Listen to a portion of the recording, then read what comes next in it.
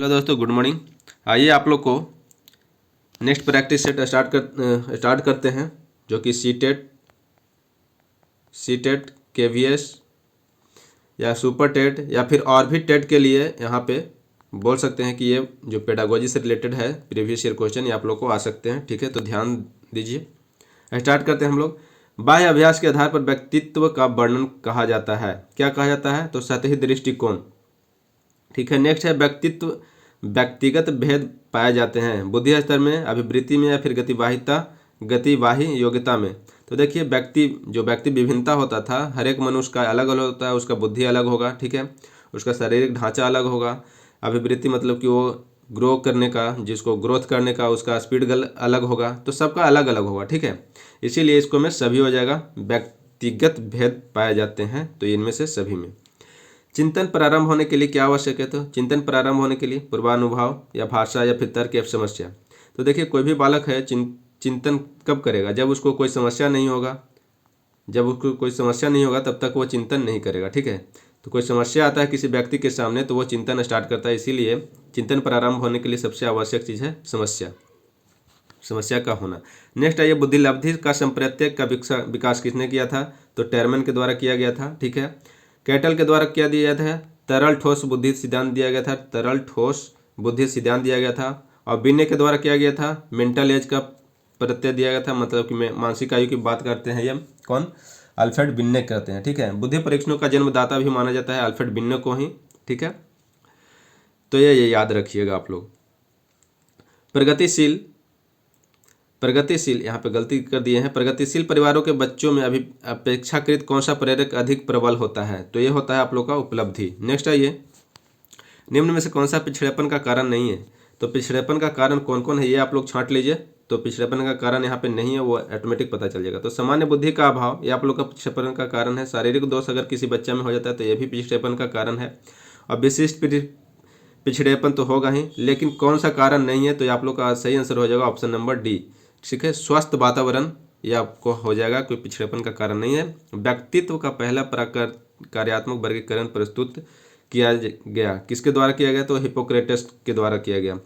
सामान्य तथा विशिष्ट कारक सिद्धांत का प्रतिपादन किसने किया था? तो ये आप लोग को देखिए, ये आप लोग को बताया गया था, स्पीयरमैन के द्वारा ऐसे दिया गया है। तो आप लोग को थ्योरी में या फिर और भी चीज़ें कभी मतलब कि सेट प्रैक्टिस में करवा रहे हैं कि त्रिकारक और द्विकारक जो सिद्धांत बताया गया था, द्विकारक और त्रिकारक सिद्धांत किसके द्वारा दिया गया था?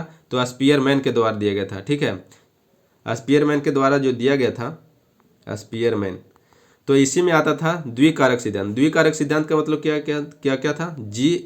जी फैक्टर था और एस फैक्टर था। ठीक है, इसको में आता था जी फॉर जनरल और फिर एस फॉर स्पेसिफिक था। और त्रिकारक में एक और बढ़ गया था जी, जिसको बोलते हैं ग्रुप। ठीक है, ग्रुप फैक्टर था। तो ये त्रिकारक बाद में किए थे स्पीयरमैन अपने में सुधार करके। और ये आप लोग को याद रखिएगा, जनरल और स्पेसिफिक यहाँ पे पूछ लिया है। तो आप लोग को कौन किए थे? तो स्पीयरमैन के द्वारा दिया गया था। गिलफोर्ड के द्वारा दिया गया था आप लोग का गिलफोर्ड का बुद्धि संरचना सिद्धांत या फिर बोल सकते हैं त्रिआयामी सिद्धांत। क्या दिया गया था? त्रिआयामी सिद्धांत अगर पूछ दिया जाए किसने दिया था, तो ये आप लोग गिलफोर्ड मार के आइएगा। अगर त्रिकारक सिद्धांत पूछ लिया तो स्पीयरमैन मार के आइएगा। अगर पूछ ले कोई समूह कारक सिद्धांत का प्रतिपादन किसने किया था? समूह कारक सिद्धांत, तो समूह कारक सिद्धांत का प्रतिपादन किसने किया था? तो थर्स्टन के द्वारा किया था। ये आप लोग का थर्स्टन के द्वारा किया गया था। ठीक है, थर्स्टन के द्वारा। अगर बात कर दिया जाए, कोई पूछ ले कि बहुतत्व कारक या फिर बहुकारक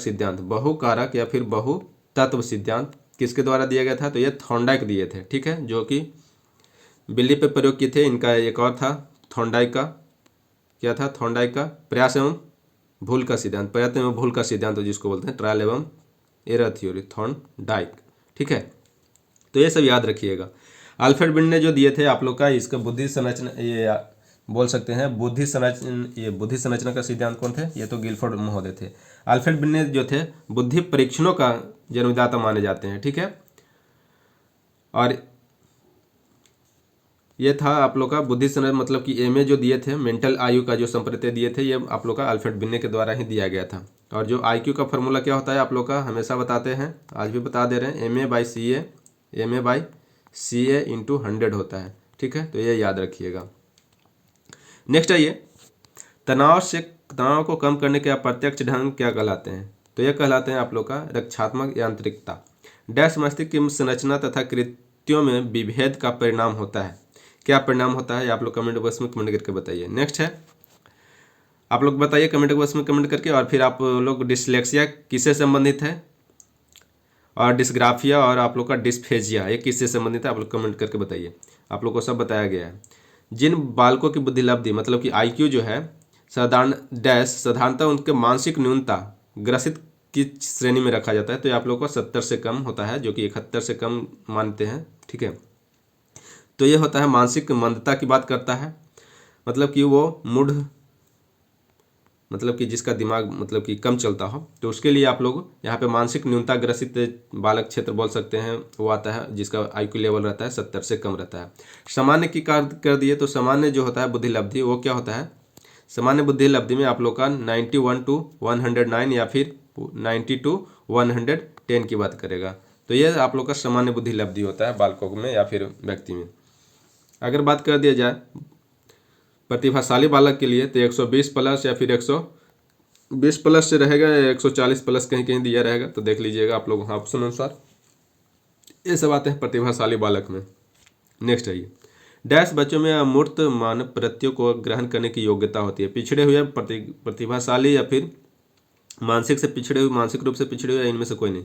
तो प्रतिभाशाली बच्चों को अमूर्त मान प्रत्ययों को ग्रहण करने की योग्यता होती है। नेक्स्ट आइए, निम्न में से कौन सा मूल्यांकन का प्रकार नहीं है, मानक, निर्माणात्मक या फिर योगात्मक या फिर CCE। तो ये सारे चीज़ें जो है मूल्यांकन प्राप्त करने का क्या है, मूल्यांकन का प्रकार है निर्माणात्मक, योगात्मक और CCE भी है, लेकिन मानक ये आप लोग का नहीं है। ठीक है, नेक्स्ट आइए, निम्न में से कौन से सामाजिक रूप से वंचित समस्या नहीं है। वहाँ पे क्वेश्चन पे ध्यान दीजिएगा, कौन सा सामाजिक यहाँ पे नहीं पूछ रहा है। सीखने के लिए प्रेरणा का अभाव, सृजनशीलता को पोषित करने का अवसर नहीं मिलना, रहने के लिए स्वस्थ परिवेश और फिर विद्यालय में पक्षपातपूर्ण वातावरण का सामना करना। तो यहाँ पे बोल रहा है कि सामाजिक रूप से वंचित की समस्या नहीं है, सामाजिक रूप से वंचित की समस्या नहीं है, तो सीखने के लिए प्रेरणा का अभाव सही आंसर हो जाएगा ऑप्शन नंबर ए। नेक्स्ट आइए, शिक्षण प्रक्रिया में विद्यार्थी हैं आश्रित चर, स्वतंत्र चर, मध्यस्थ चर या फिर इनमें से कोई नहीं। तो शिक्षण प्रक्रिया में विद्यार्थी हैं आप लोग का आश्रित चर हैं या फिर स्वतंत्र चर हैं या फिर मध्यस्थ या फिर बोल सकते हैं इनमें से कोई नहीं। तो इसका आंसर आप लोग कमेंट बॉक्स में कमेंट करके बताइए कि कौन सा है, स्वतंत्र है या फिर आश्रित है। RTE 2009 की बात करें तो शिक्षा हेतु प्रति सप्ताह कार्य घंटे कितना होता है, प्रत्येक वीक में लगभग कितना घंटा मतलब कोई पढ़ाया जाता है RTE के तहत।